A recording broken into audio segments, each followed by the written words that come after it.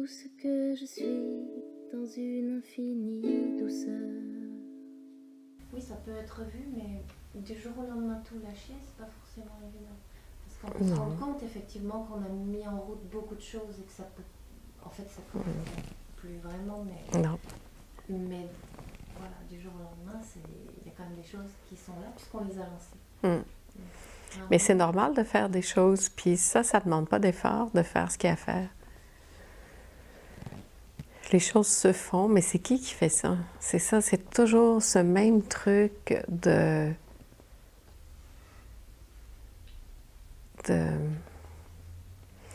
faire les choses, c'est pas un problème. C'est l'idée qu'on se fait de faire les choses qui est le problème.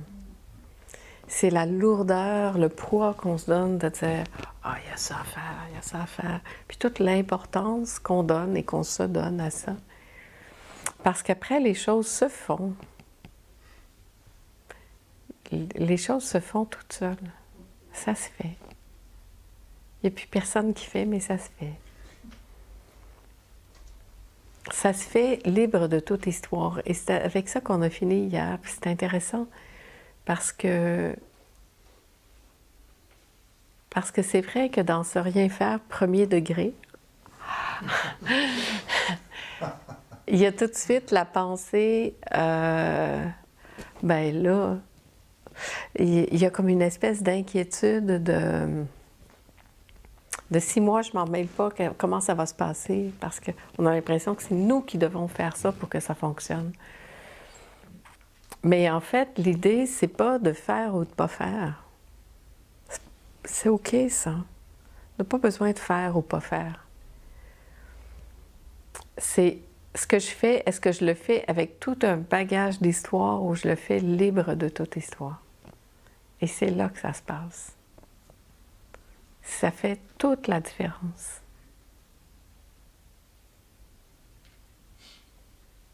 Est-ce que je fais les choses parce que je sens une obligation puis que je me raconte tellement d'histoires à propos de ça que si je ne le fais pas, personne ne va le faire?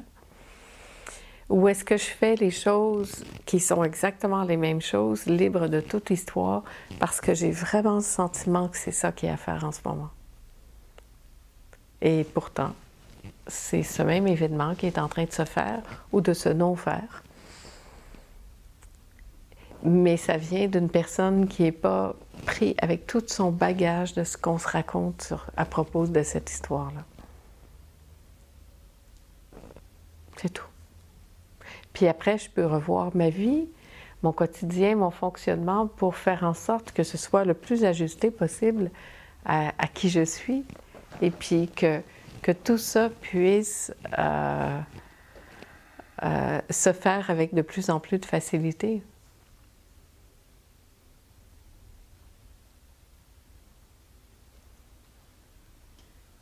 J'ai découvert tout ça, depuis que je sais ça. Les choses, elles se font toutes seules. Plus je suis comme ça, plus c'est instantané. Là, je ferais rien, ce serait pareil presque. Mais justement, ça a créé en moi un sentiment de monotonie. Cette semaine, je me suis rendu compte que du coup, il n'y avait plus rien. Je veux dire, il n'y avait plus aucune histoire. Il n'y avait plus aucun stress, il n'y avait plus aucune inquiétude, il n'y avait plus... je sais pas. C'est chiant. Mais non, mais je me suis dit, mais la vie, elle est hyper simple, hein. Mais du coup, ça manquait de peps. Et donc c'était bizarre ça, de se rendre compte qu'en fin de compte, on était tellement habitués à ce qu'il y ait des problèmes. On adore résoudre des trucs. Ben oui. Et c'est bon, maintenant, c'est vrai, qu'on aime en fait. On est accro à ça. Hein. Ben oui. C'est cool. On est accro à la sensation de... Et puis tu vois, dans ce rien faire, quand la monotonie arrive, quand cette idée, oui, mais qu'est-ce que je vais faire si je ne fais plus rien? Quand tout ça arrive, il y a encore... tu vois qu'il y a encore quelque chose qui voudrait faire quelque chose. Ah, c'est clair. Et quand on pousse ça à l'extrême, c'est très intéressant de voir toutes les idées qui se racontent, de se dire... ouais, mais en fait, qu'est-ce que ça ferait de différence si je m'activais tout à coup? Si je m'activais juste pour m'activer, qu'est-ce que ça va changer? Rien. Alors, je peux rester là à rien faire, finalement. C'est ce que je fais. Parce que ça ne change rien au cours du temps, que j'aille ou que j'aille pas. D'autres, qu'à la fin de la journée, si quelqu'un me demande qu'est-ce que j'ai fait, je vais avoir quelque chose à raconter. Mais quand on y pense comme il faut, on peut tout revoir ce système-là duquel on est fait, parce qu'on est fait comme ça, on porte ça. Puis dire, mais... Et c'est là que je trouve que c'est intéressant de se dire, mais est-ce que c'est vrai tout ça? Après, ça ne veut pas dire qu'on ne fera plus rien, parce qu'on est des êtres en mouvement. La vie, c'est le mouvement, ça bouge tout le temps. Donc, c'est sûr que ça va faire des choses, mais ça va faire des choses à partir d'un autre endroit en soi. Tout à coup, ça va avoir envie de dessiner, ça va avoir envie d'expérimenter des choses qu'on n'a jamais expérimentées, et ça va commencer à jouer, plutôt qu'à exécuter des tâches. Ça part pas du même endroit. Et puis après, on peut voir que très vite, ça peut aller, ça aussi, dans une espèce d'obsession, d'aller tellement loin là-dedans que finalement, je vais aller d'une place à l'autre pour toujours être en train d'être occupée, puis de faire quelque chose, puis d'occuper mon temps. Puis... Mais de quoi on a si peur?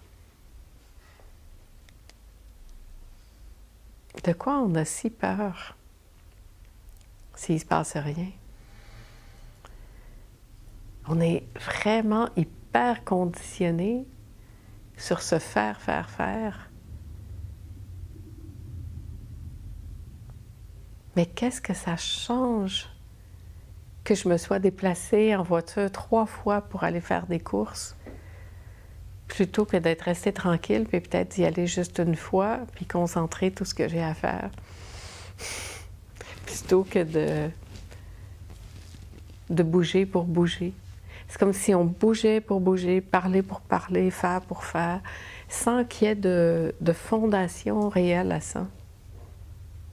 Parce que quand je suis vraiment ici, placée en moi, ce qui va se faire, ça se fait porter par quelque chose.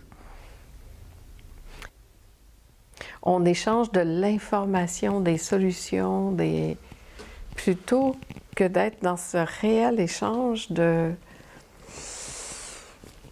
ce qui nous fait vibrer, de ce qu'on porte. Et on a tous, mais j'entends ça souvent, on aspire à ça. On n'a plus envie d'aller dans des rencontres sociales pour des échanges de... Tu sors de là, tu te sens vide, tu te dis, mais en fait, il ne s'est rien passé. J'aurais pu le rester chez moi puis rien faire, puis j'aurais vécu quelque chose peut-être de plus intense que... Et combien une soirée où on est vraiment ensemble, même si on ne parle pas de ça, on n'a pas besoin d'en parler, mais où chacun est porté par cet élan de vie, à partager, à préparer un plat, à le poser, à être ensemble pour être ensemble véritablement. Tout est changé. On repart de là, on est plein, on repart avec quelque chose qui nous porte. Et on continue d'entretenir ces trucs de vide qui vont nulle part, à parler pour parler, à échanger des idées, à... C'est curieux quand même. On est bizarrement fait. On s'est structuré, on s'est construit sur plein de choses qu'on n'a jamais remis en question. Et peut-être qu'il est temps de remettre tout ça en question, puis de voir comment moi j'ai envie de vivre, quel genre de relation j'ai envie d'avoir avec les gens. Tu sais, moi, je me suis fait des amis avec le temps, là, ici, parce qu'il y a des gens qu'on se voit depuis 3 ans. 3 ans, hein? Ça va faire bientôt 5. Ben, bientôt ça. Ben oui, ça fait 5 ans chaque fois. Il y a comme toute une belle relation qui s'installe parce que il y en a que ça fait 2 ans, il y en a que ça fait 5 ans, il y en a que ça fait 4 ans, il y en a que ça fait 1 semaine. C'est comme si on se connaissait depuis 5 ans, finalement. Parce que quand on a de cet échange véritable du cœur, c'est comme si on se connaissait depuis toujours. Tu sais, j'ai retrouvé Sylvie, tantôt, je suis arrivée un peu, oups! Et puis, Puis en même temps, je l'embrasse, puis je dis, mais on dirait que, c'est vrai, on dirait que tu étais là le week-end dernier, mais c'est pas le week-end dernier, tu étais là, c'est en juin. Oui. Puis vraiment, ça l'a fait comme une espèce de petit court-circuit de... Parce qu'il n'y en a pas de temps qui passe. Le temps, c'est la plus grande des illusions qui puisse paraître, parce qu'il n'y a pas de temps. Puis en fait, on se connaît depuis 5 ans, 3 ans, 1 semaine, c'est pareil, parce que quand on est ensemble, on est véritablement ensemble. On en parlait ce matin à table avec Colette, mais quand on n'est pas ensemble, on n'est pas ensemble. Mais ça n'arrête pas d'être ensemble parce qu'on n'est pas ensemble. La relation, elle n'arrête pas pareil. Elle se retrouve là où elle s'est quittée et elle ne s'est jamais, en fait, on réalise que ça ne s'est jamais arrêté. Et pourtant, on ne reste pas en lien, on ne s'appelle pas, on ne s'écrit pas. Mais ces contacts de cœur, c'est les contacts réels. C'est des contacts qui n'ont ni temps ni espace. Et c'est là qu'on peut être vraiment en sécurité aussi pour explorer l'amour, puis l'expérimenter dans toutes ses facettes. Puis entrer dans une richesse d'amour, une profondeur de relation. Pas pour chercher à combler quelque chose à l'extérieur, pas pour entretenir une relation comme ça à l'extérieur, mais pour se rencontrer. Parce qu'en fait, c'est comme si on était toujours face à un miroir qui me renvoie mes pensées, mes croyances, mes idées, mes blocages, mes peurs. Et qu'en fait, j'ai toujours toute cette palette de nuances qui est là pour me permettre de mieux me connaître. Moi, ça m'émerveille vraiment de plus en plus. Hein. Je suis fascinée par l'humain. J'ai toujours été, d'ailleurs. Je me souviens, très petite, je regardais les humains qui m'entouraient, puis j'étais très curieuse de ça. C'est une grande curiosité pour moi. Et ça l'est toujours. Et quand je vois toute cette panoplie d'êtres humains, de façons de faire, de penser, d'agir, je trouve ça une pure merveille. Et en fait, ça me fait comme... Mais comment c'est possible après de s'enfermer avec juste notre façon de penser, puis de faire, puis de croire en plus qu'on a raison? Parce que nous, on sait. Hein? Il n'y a rien de pire que savoir.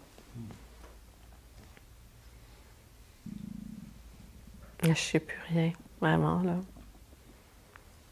Mais je suis comme curieuse de cette découverte de tant de facettes. Il y a tant de façons de faire, de vivre, de penser,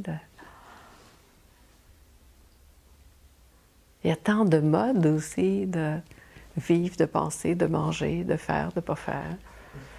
Puis on peut tellement se perdre là-dedans parce qu'il y a toujours quelqu'un qui va avoir découvert la vérité,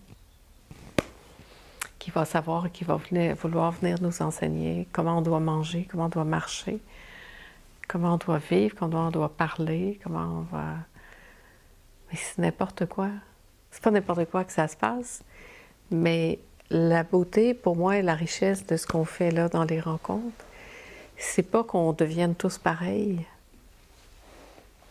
C'est qu'on puisse être suffisamment en sécurité pour pouvoir se poser puis découvrir comment ça, ici, ça a envie d'être, de vivre, de faire. Et je vois, des fois, il y a des gens qui ne se sont jamais posé la question. Parce qu'on rentre dans une espèce de moule, puis on suit le moule.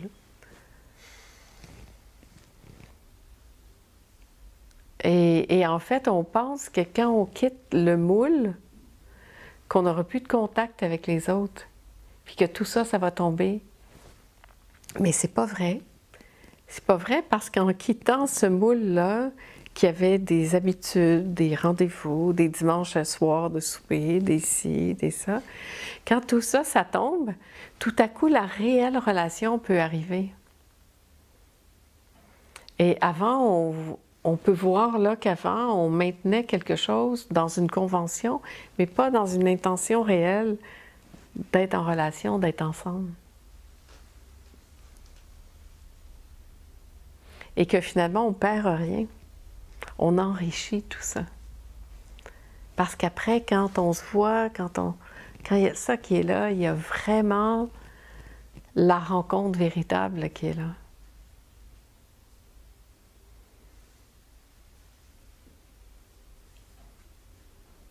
Parce que c'est pas dans la constance que ça se passe. Des fois, oui, des fois, non.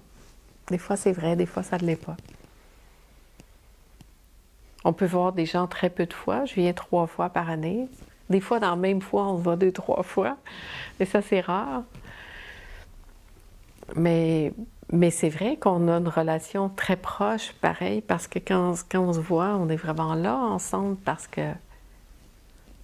que cette relation-là s'établit, puis c'est une relation directe à partir du cœur.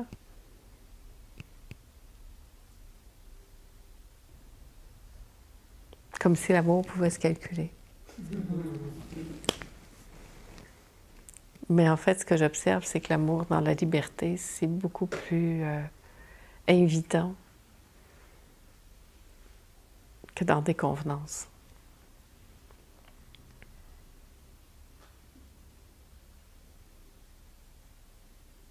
Et que dans cette exploration, le fait d'être ensemble, en sachant qu'on est aimé, porté et en sécurité, ça change tout.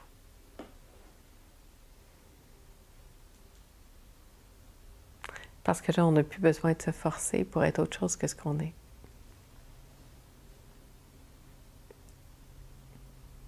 Et là, tout à coup, ça l'apparaît.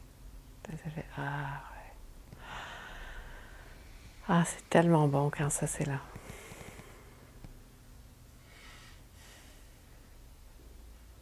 Et là, on peut voir que même dans le tumulte, même dans l'agitation, ça, c'était là. Mais moi, je n'étais pas là.